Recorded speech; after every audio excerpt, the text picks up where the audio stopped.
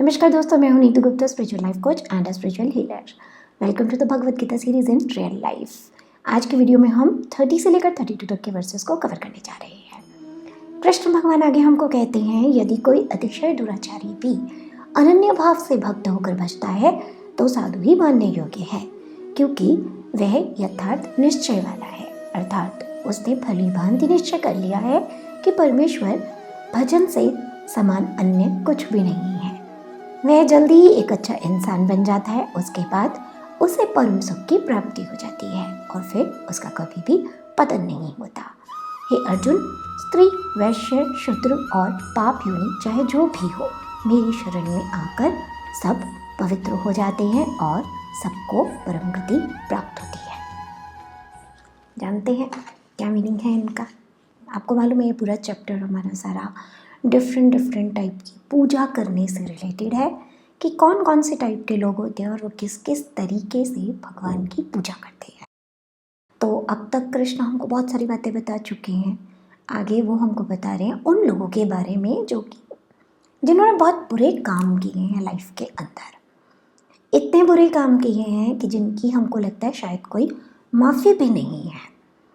तो कृष्ण कहते हैं ऐसा नहीं है अर्जुन। बुरे से बुरा व्यक्ति भी अगर मेरी शरण में आ जाता है, मुझे भजता है, तो फिर तुम उसको साधु ही समझो। अब ये वाली जो स्टेटमेंट है आपको थोड़ा सा कंफ्यूज कर सकती है, तो इसको जरा थोड़ा सा खोल कर समझते हैं कि इसका एक्चुअल में मतलब क्या है। बुरे कर्म करने वाला इंसान साधु कैसे हो सकता है, तो थोड़ा समझते हैं।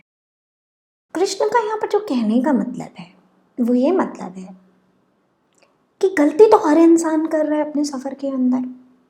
कोई थोड़ी कम कर रहा है, कोई थोड़ी ज़्यादा कर रहा है, और करते करते हर एक इंसान क्योंकि अपने इवोल्यूशन प्रोसेस में भी है, तो ऐसा हो सकता है कि किसी पॉइंट पर आकर किसी ने अगर बहुत पाप भी किए हैं तो उसको सडनली रियलाइजेशन हो जाए कि मैंने बहुत गलत किया और मुझे ऐसा नहीं करना चाहिए।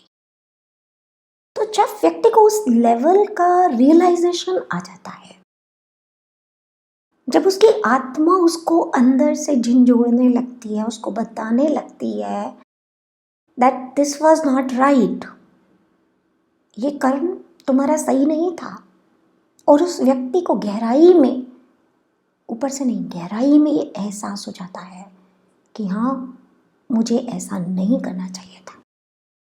और उसके बाद अगर वो एक अच्छा इंसान बनने का ठान लेता है, किसी को दिखाने के लिए नहीं, अपनी आत्मा से वो एक कमिटमेंट करता है कि आज के बाद मैं ये सारी बुराई को त्याग दूंगा और अब अच्छाई के रास्ते पर चलूंगा।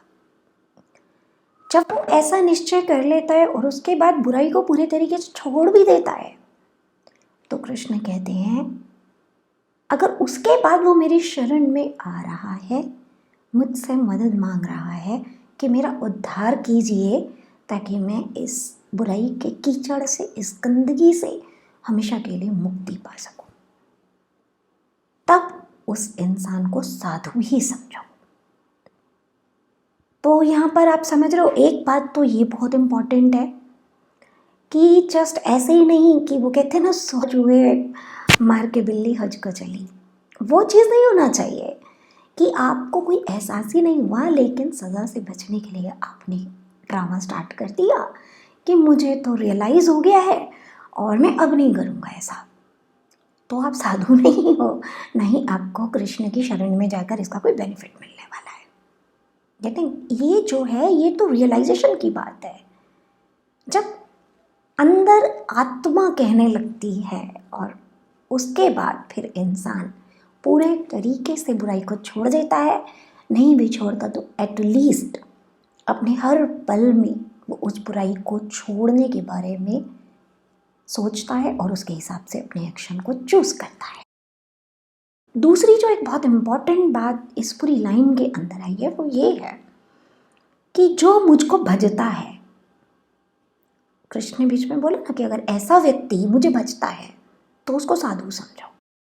अब भजने का मतलब ये नहीं है कि सितार लेकर बैठ गया या पूरे दिन कृष्ण कृष्ण कृष्ण कृष्ण कर रहा है। नो, नॉट सुपरफिशियल वे। ऐसे भजने वाले तो आपको संसार में नजरें उठा के देखो, जगह जगह मिल जाएंगे। पूरे पाप भी करते हैं और उसके बाद ढोंग भी कर लेते हैं। थोड़ी देर कृष्ण के मंदिर में बैठकर कृष्ण को भज भी लेते हैं और सबको लगता है अरे ये तो बड़ा भगवान का भक्त है। नॉट दैट, उसकी बात नहीं कर रहे कृष्ण। भजने का मतलब ही यही है, अच्छा आचरण करना, कृष्ण के गुण अपने अंदर डेवलप करना, कृष्ण की टीचिंग्स को अपनी लाइफ के अंदर फॉलो करना, उसको कहते हैं कृष्ण को भजना। तो जब वो व्यक्ति पूरे तरीके से अपने पाप से मुक्ति पाने की राह पर चलता है और उसके लिए प्रयत्नशील रहता है, तब कृष्ण कहते हैं उससे नफरत मत करो, उससे घृणा मत करो, क्योंकि बुराई आत्मा में नहीं है, आत्मा तो शुद्ध है। जो दोष आते हैं वो तो आते हैं आत्मा के कोशों में। क्यों? क्योंकि वो कोश जो है वो सारा दिन संसार की चीज़ों से इंटरेक्ट करते हैं, ऐसे में दूषित हो जाते हैं।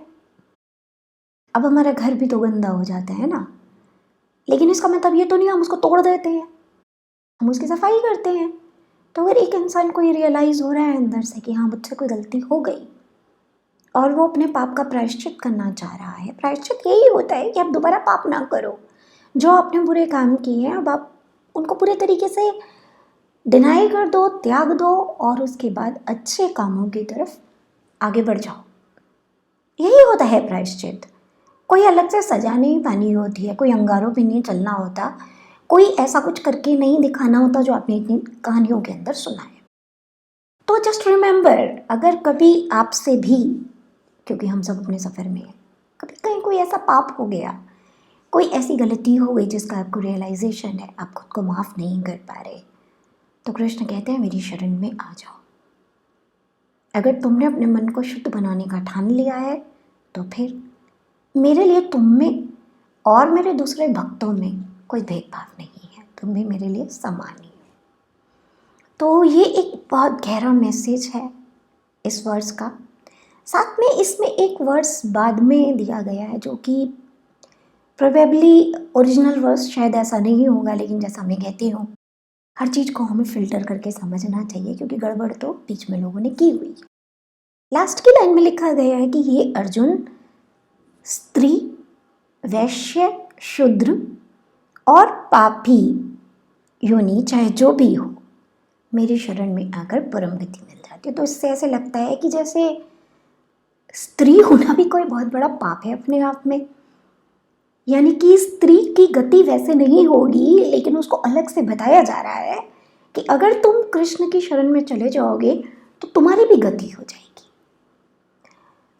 तो इस तरीके की जो स्टेटमेंट है लाइक वैश्य, शूद्र, इन्हें पढ़कर ही साफ समझ में आता है कि ये समाज ने अपने हिसाब से, अपनी समझ के हिसाब से तोड़ मोड़ कर इसका मीनिंग हमारे सामने रखने की कोशिश की है। तो शूद्र होना कोई पाप नहीं है, वैश्य होने का मतलब ये नहीं है कि आप बुरे इंसान हो। आपके व्यवसाय से तो डिसाइड नहीं होता कि आप संत हो या पापी हो। हर वैश्य जरूरी तो नहीं है कि बुरे काम कर रहा है, वैश्य ही तो है जो समाज की सारी सुविधाओं का ख्याल रख रहा है।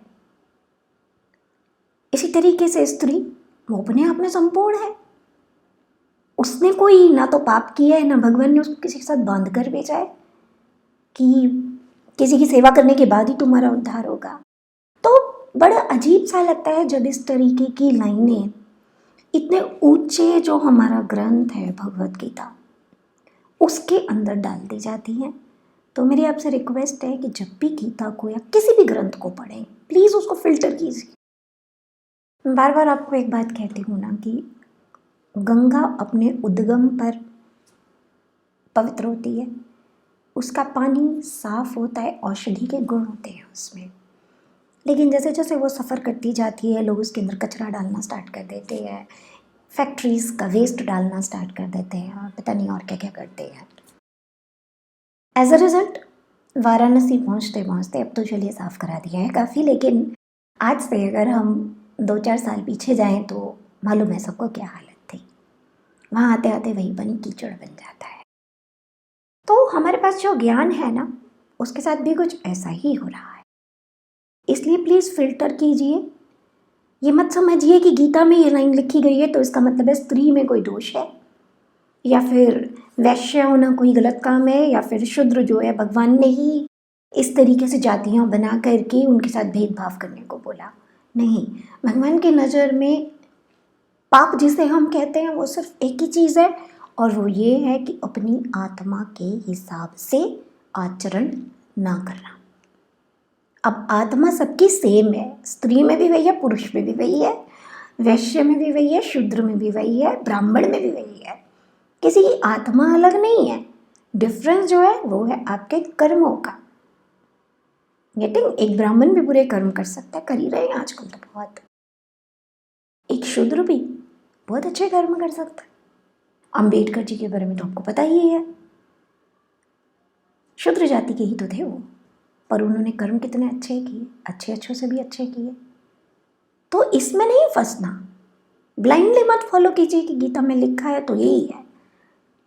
गीता बहुतों के हाथों से निकलकर हमारे हाथ में आई है, जाने इसमें किस किस ने क्या क्या मिक्सिंग कर दी और हमारे आगे परोस दी। सो ओपन योर माइंड, समझने वाली बात को समझिए, और गीता को अगर एक्चुअल में समझना है ना, कृष्ण से जुड़िए। हकीकत में कृष्ण आपको आपके अंदर गीता समझाता है, मुझे तो ऐसे ही समझाई है। अगर मैंने भी गीता को पढ़ पढ़ के समझा होता तो मैं ये बारीकियाँ शायद कभी समझ ही नहीं पाती कि ये फिल्ट्रेशन होता क्या है। पर क्योंकि मैंने ये सब पढ़ा नहीं और कृष्ण ने मुझे ज़िंदगी में सिखाया, तो मैं हर बात के मतलब को गहराई में समझती हूँ। तो ये जो 2-3 बातें मैंने पॉइंट आउट की हैं इन वर्सेस के अंदर, इन पर ख्याल रखिएगा और ध्यान रखिए।